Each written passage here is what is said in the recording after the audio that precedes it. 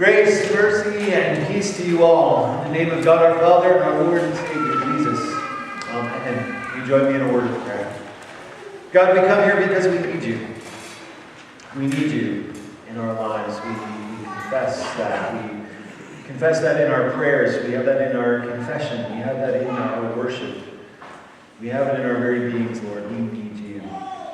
And so, Lord, we ask you to be with us today, to be present in these words, to be present in this life, that as we close out this season of Easter, we prepare for the season of Pentecost, that we would continue, Lord, to see our need, and even more so, Lord, see how you come to meet us in that need.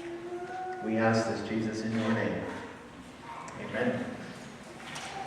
So as I said in the prayer, this is the last Sunday of the season of Easter. We've been looking through the season of Easter and what Easter means and why Easter means that. So today I want to talk about Easter still. It's still Easter. It's June. It's still Easter.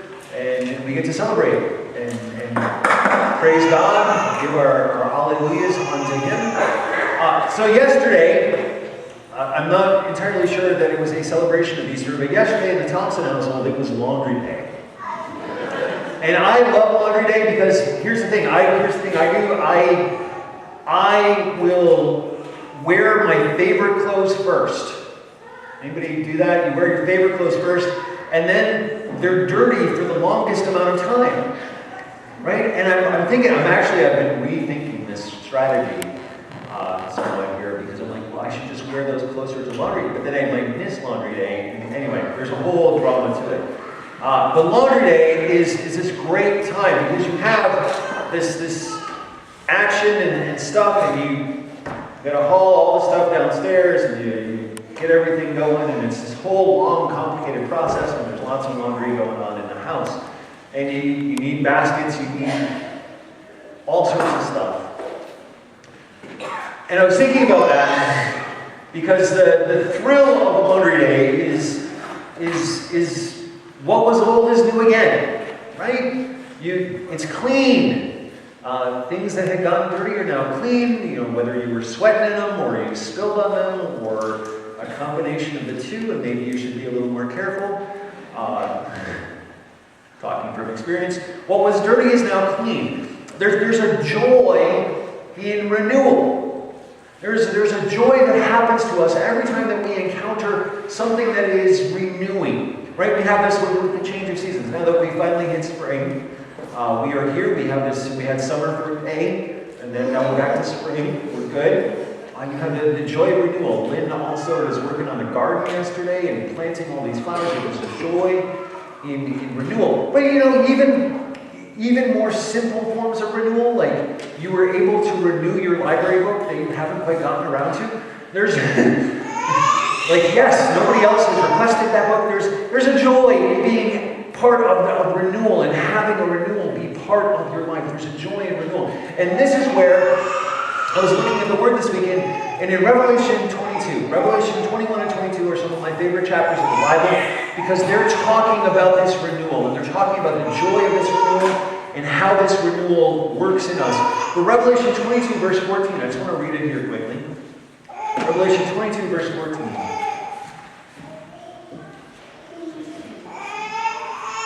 In there, the thing revealed, blessed are those who wash their robes.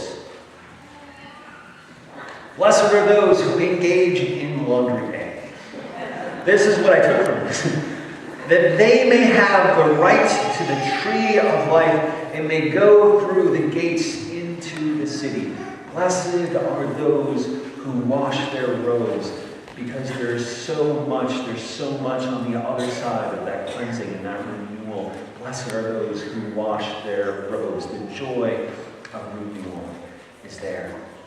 And the joy of renewal is there because there's a problem, right? This is the season of Easter is an address to the problem of sin. The season of Easter comes to us because Jesus offers up himself as the sacrifice for sin. The season of Easter, the season of celebration, comes to us because sin exists. And if not for that existing sin, there would be no need for renewal. I don't have to wash the clothes that are already hanging up in the closet. Unless I haven't worn them in a while and like some dust settles upon them. But I don't have to. What has been cleaned, what has been renewed, right? Don't have to wash that again. The issue with sin, and the issue with sin has always been that sin is staining. That you have these people, they come to this moment because sin leaves a mark, right?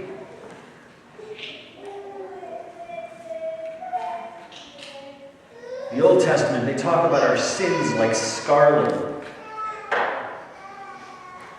Leaves a mark like that. But maybe that's not dramatic enough to actually talk about sin. Maybe I can get that out. There's some mother out there. I can get that out. I can do that, right? I'll get some ketchup too. In honor of summer.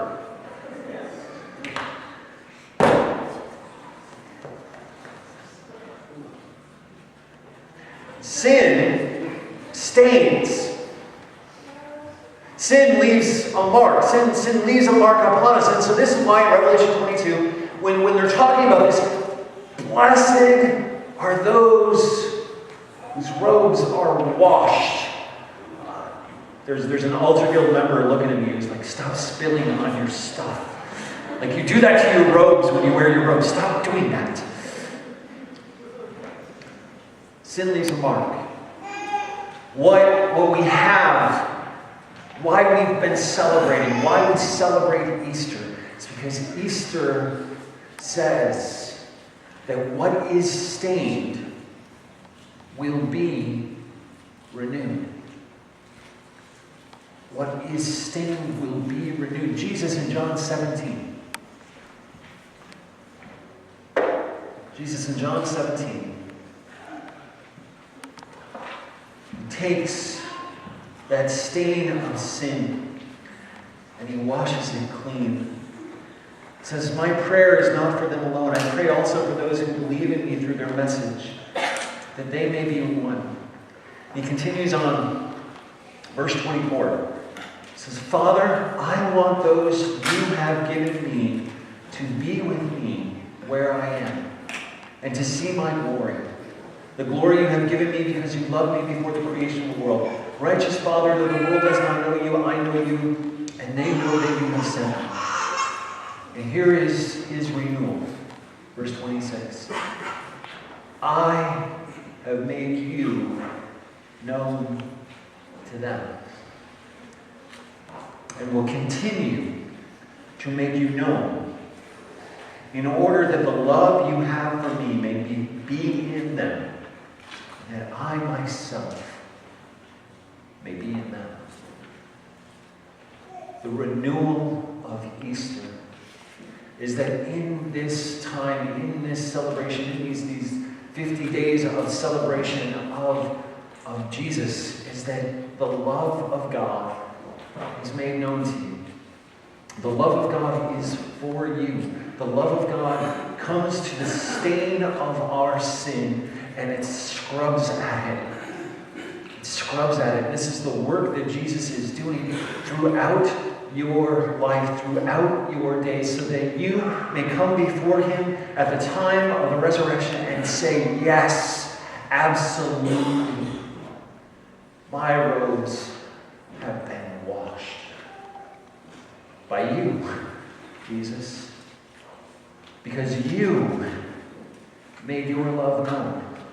You made this Father's love known to us. You continue to make that love known to us. You did this, Jesus. You kept on doing this, Jesus. You kept washing and cleaning and scrubbing and working at me. That in my life, the love of God would be all. That the stain of sin would be scrubbed away. Jesus, you do this. So Easter means, the last thing that Easter means renewal. Easter means renewal. And it means renewal not just for the season of Easter, but because we live in the great Easter, the resurrection has happened. The renewal has been undertaken because Jesus has risen from the dead. Alleluia, alleluia, he is risen. He is risen indeed. Alleluia. We live in the great Easter, the great renewal, the great moving of this God in love towards us, so that our robes, our stuff that has sat there under the stain of sin would be renewed, that every day is laundry day that Jesus does. Every day. In the name of Jesus. Amen. Lord, we thank you for your renewal. We ask, Lord, that in our lives and in the lives of those around us, we may see that renewal. And we may see, Lord, that it is here for this time and it is here into eternity with you. That your one great desire in your action, in your choice, was to make the love that is from God known to us. Lord, may we in that renewal move forth into this world. That the stain of sin would have no power over us. Because, Lord, it is something that you are working on each and every day in us. Lord, we are washed. We are clean. You have done so, and we rejoice. In your name, Jesus. Amen.